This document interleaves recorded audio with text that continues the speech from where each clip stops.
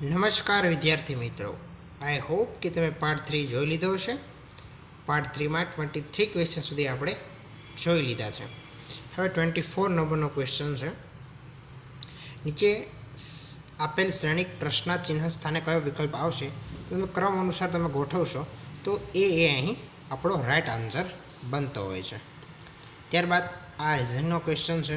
ખુલ્લા કાગળમાં કેટલા વર્તુળ દેખાશે? તો તમે આને ગણશો તો આન્સર એ તમારો 4 વર્તુળ તમને દેખાશે. ત્યારબાદ નેક્સ્ટ ક્વેશ્ચન, 500 અને 700ના વચ્ચેના સંપૂર્ણ વર્ગોની સંખ્યા કેટલી આવશે? તો તમને ખબર હોય કે જો તમે 23નો વર્ગ કરો, 23, 24, 25 અને 26, ઓકે, 26નો વર્ગ કરશો એટલે 676 સમથિંગ આવશે. જ્યાં 23નો વર્ગ કરશો 529 આવશે. એટલે 700થી વધવું જોઈએ નહીં. 500થી 700ની વચ્ચે છે.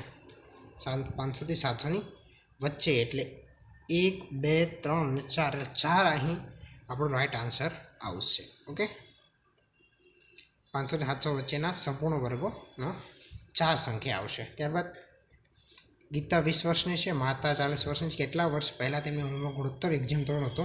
તો તમે ગણશો તો આન્સર એ રાઈટ આન્સર આવશે.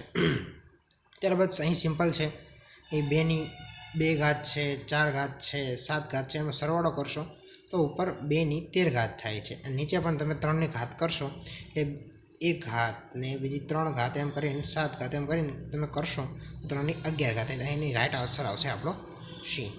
ત્યારબાદ આ ક્વેશ્ચનમાં કંઈક ભૂલ લાગી રહી છે, બટ મારા મુજબ અહીં આન્સર 2.4 આવે છે.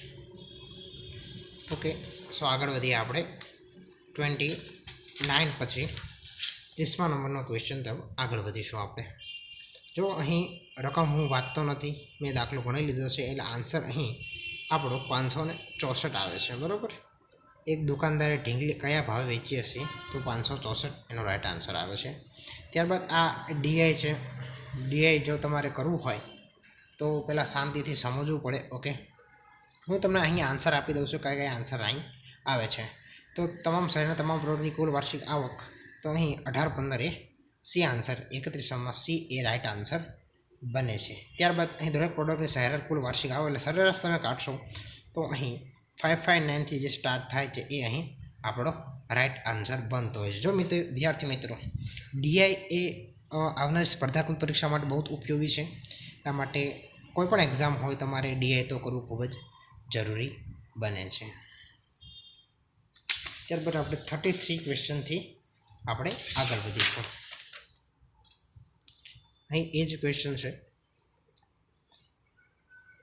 મારા મત મુજબ અહીં 33માં આન્સર એ આવે છે. ત્યારબાદ તમામ શહેરોની વેચાણ સરેરાશ અહીં બી એ રાઈટ આન્સર આવે છે. તમે એકવાર જોઈ લેજો તો દરેક શહેરના સારા પ્રોડક્ટના થયેલા કુલ વેચાણ ઉતરતા ક્રમમાં ગોઠવો તો એ 35માં એ રાઈટ આન્સર આવે છે. ત્યારબાદ ગુજરાતી સબ્જેક્ટ છે, એમાં ફકરો આપેલો છે, ખાસ આપણે આગળ જોઈશું.